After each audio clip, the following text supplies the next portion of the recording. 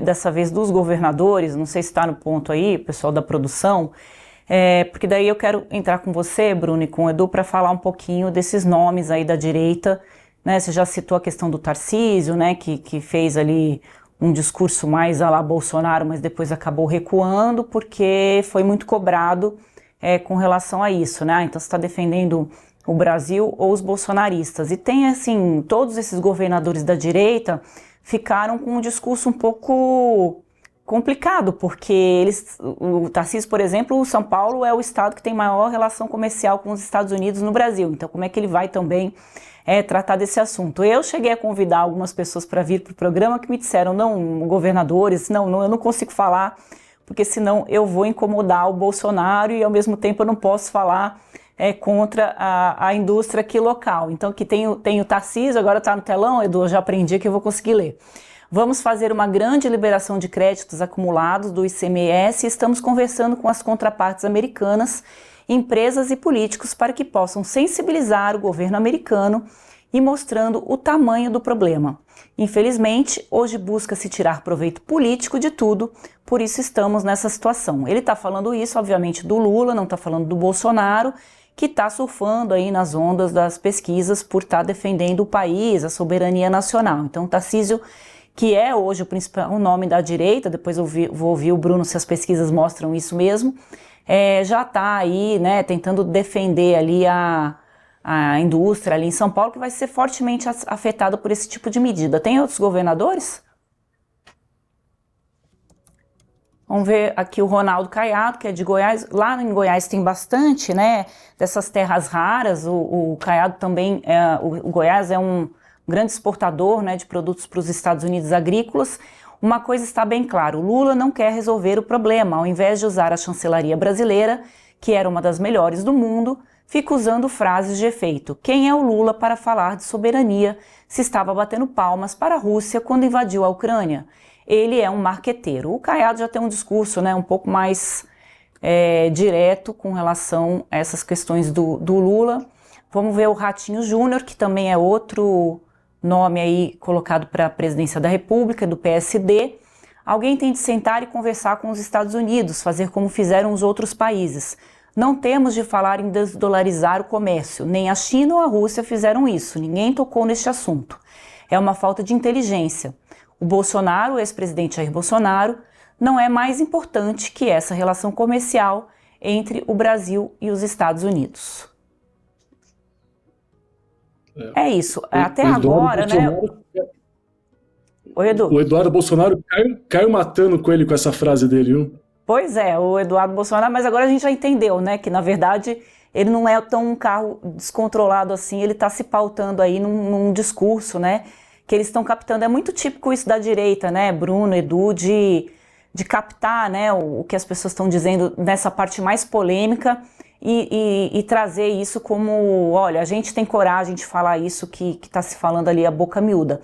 Com relação aos governadores, eu conversei com vários deles nos últimos dias e há uma queixa muito grande de que o governo federal não chamou para conversar, né? Não está, até agora não teve uma reunião do Geraldo Alckmin ou do próprio presidente Lula para conversar com os governadores para conseguir enfrentar essa crise, já que ela está se avizinhando. Então cada estado está trabalhando individualmente as suas medidas para poder segurar ali a empresa, a indústria e os empregos a partir do dia 1º de agosto. Bruno, como que as pesquisas estão mostrando isso? O Tarcísio teve mesmo um prejuízo de imagem com essa posição inicial dele com relação à tarifa do Donald Trump? O governo conseguiu colar nele alguém que trabalha contra o país? É muito interessante, né, Andresa, quando a gente vê as frases, como que cada um já está se posicionando para o jogo, né? Como cada um, se a gente pegar nas entrelinhas aí o que cada um está querendo dizer, é muito interessante. O Caiado vem chutando a porta, né? Sou anti-Lula, meu discurso é esse. Ele não faz nenhuma defesa do Bolsonaro direta, dá uma porrada no Lula, dizendo que conversa com esse eleitor que quer derrubar o Lula. Ponto. Ele vai nisso.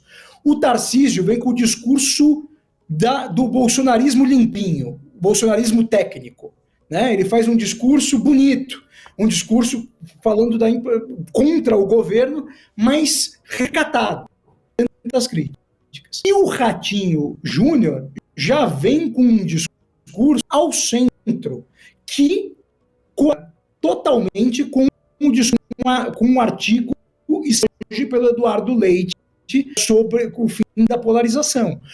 Ou seja, SD se colocando como esse caminho do meio, né, no Brasil. Então, a gente percebe já essa definição. Tarcísio, respondendo a tudo, recebeu pela primeira vez, desde quando ele surgiu como um figura central da política brasileira, ataques. O Tarcísio sempre ficou muito incólume a todas as brigas, a tudo que acontecia. Ninguém nunca ficou muito o Tarcísio.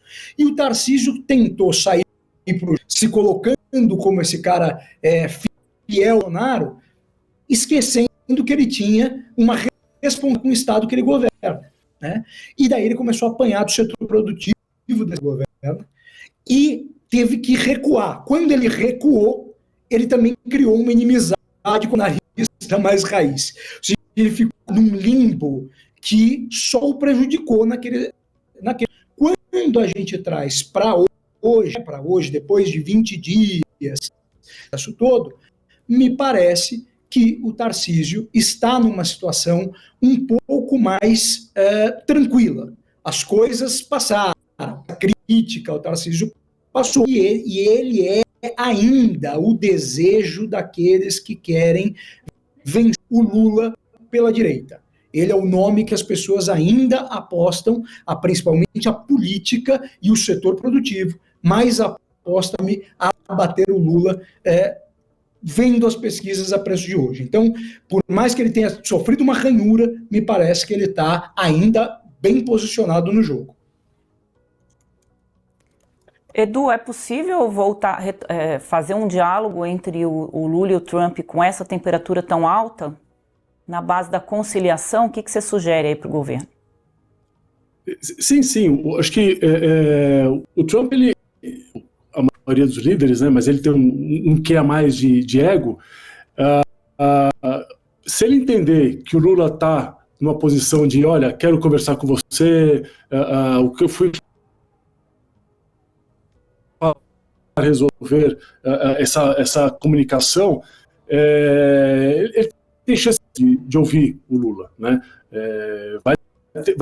O Lula vai ter que realmente abrir mão do seu ego, mão da retórica de sou contra e vou apoio as ditaduras e tal, realmente respirar fundo e mostrar que o Brasil tem uma necessidade de se relacionar bem com outras potências, né? E com isso tem um jogo político que é natural, mas que algumas falas podem não ter sido bem colocadas e o Trump vai entender. Eu acho que esse é um, né? Quando você já começa a já querer falar, eu preciso, eu quero, eu estou disposto, você já está demonstrando que você quer ser mais importante, né? Então, descer um degrauzinho, e ele é bom em fazer isso, ele já fez isso no passado, e realmente poderia ser muito útil. E ao mesmo tempo, assim como no começo da fala do Bruno, né, falando sobre as terras raras, né, eu acho que nós temos grandes moedas de negociação, né, importantes moedas de negociação.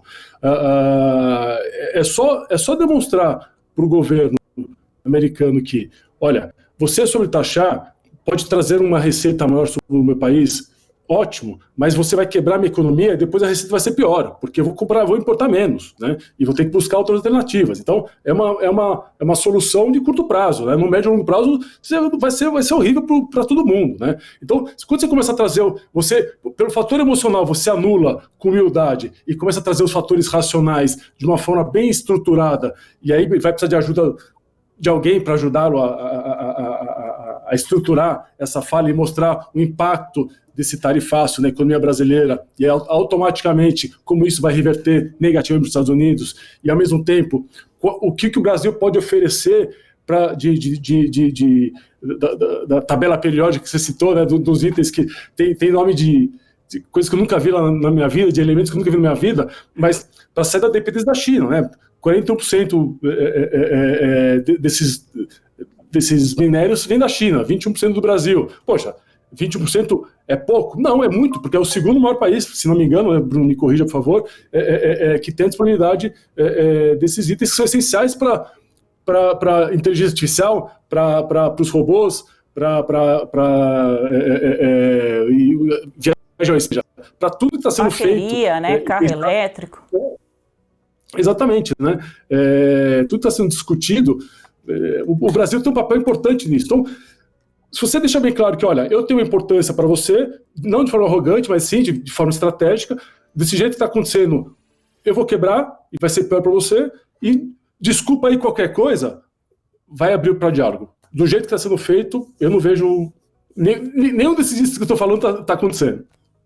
Tá vendo? Sempre tem uma possibilidade de diálogo aí, você pode também levar isso para sua vida, naquela discussão que você teve com o boy, né? Vai lá, baixa um pouquinho a bola, chama para conversar, que segundo a cartilha do Edu, costuma funcionar. Não dá para todo mundo ficar se bicando ali, alguém tem que dar um passinho para trás para tentar uma conversa.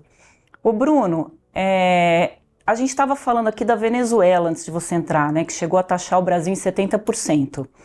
E o Bruno também, ele, além de tudo que ele ainda é especialista também em política internacional, fala um pouquinho para a gente por que a